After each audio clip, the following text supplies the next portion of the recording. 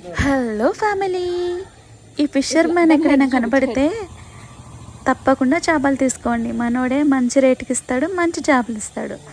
Okay, welcome back to the channel. ప్రియాతి ప్రేమైన నాతోటి మహిళలకు, పిల్లలకు, పెద్దలకు, మహానుభావులకు హాయ్, హలో, ఆదాబ్, నమస్తే. అమ్మకు నేర్పిన వంట, అమ్మ నాకు నేర్పిన వంట చేపల పులుసు. నేను చేసిన విధంగా చేయండి, అద్భుత. చేపల పులుసులాగే చేయాలండి. చికెన్ లాగా, మటన్ లాగా అల్లం వెల్లుల్లి పేస్ట్లు, మసాలాలు గట్టిగా వేస్తే దాన్ని చేపల పులుసు అనరు. చేపల పులుసు విధంగానే చేసుకోవాలి. అప్పుడే దానికి ఉన్న టేస్ట్ అనేది మనకు తెలుస్తుంది. ఓకే, శుభ్రంగా కడుక్కున్న చేపను తీసుకొని నీట్గా కడుక్కోవాలండి.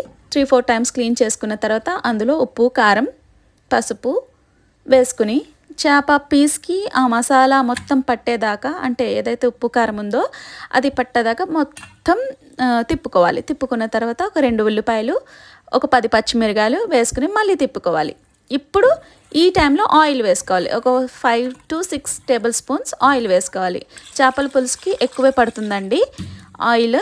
తర్వాత ఇవన్నీ మిక్స్ చేసుకున్న తర్వాత స్టవ్ మీద పెట్టుకుని స్టవ్ ఆన్ చేసుకోవాలి. చేపల పులుసు వాటర్ మరిగిన తర్వాత కొంచెం చింతపండు, ఒక నిమ్మకాయ సైజ్ అంత చింతపండుని వేసుకుని ఆ చింతపండు పులుపుని తీసుకుని అందులో వేసుకోవాలి. ఇందులోకి ఓన్లీ మసాలా ఏంటంటే జీలకర్ర, వెల్లుల్లి, అంతే. ఇది తప్ప ఇంకా ఏమీ వేయకండి, అంతే.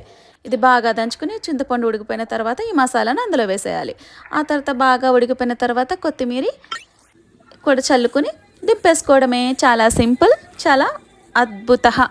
ఇంకొక విషయం ఏంటంటే ఈ చేపల పులుసుకి కాంబినేషన్ ఆవకాయ పచ్చడి.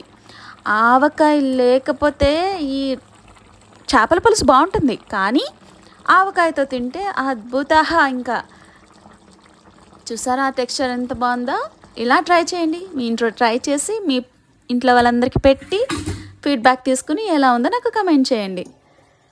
చూసారా ఎంత బాగుందో? అద్దుగోండి, ఆవకాయ వచ్చేసింది. ఆహాహాహా, ఆవకాయ ఇది పెట్టుకుని ఇట్స్ టేస్ట్. ఆహా, ఎంత బాగుందంటే వేడి అన్నంలోకి వేసుకుని తింటే ఆవకాయ పక్కా ఉండాలండి. మరిన్ని రెసిపీస్ కోసం నా ఛానల్ని సబ్స్క్రైబ్ చేయండి. లైక్, షేర్, కమెంట్ మీ ఫ్రెండ్స్కి కూడా షేర్ చేయండి. Okay, thank you guys. నా ఛానల్ షేర్ చేయండి, సబ్స్క్రైబ్ చేయండి, కమెంట్ చేయండి, లైక్ చేయండి గాయస్. అప్పుడే కదా మనం ఎక్స్ప్లోర్ అవ్వగలం, మన ఛానల్ డెవలప్ అవ్వగలదు. Okay, like, share, comment, subscribe. Signing off yours loving this video పుచ్చుకాల. వాహ్వా,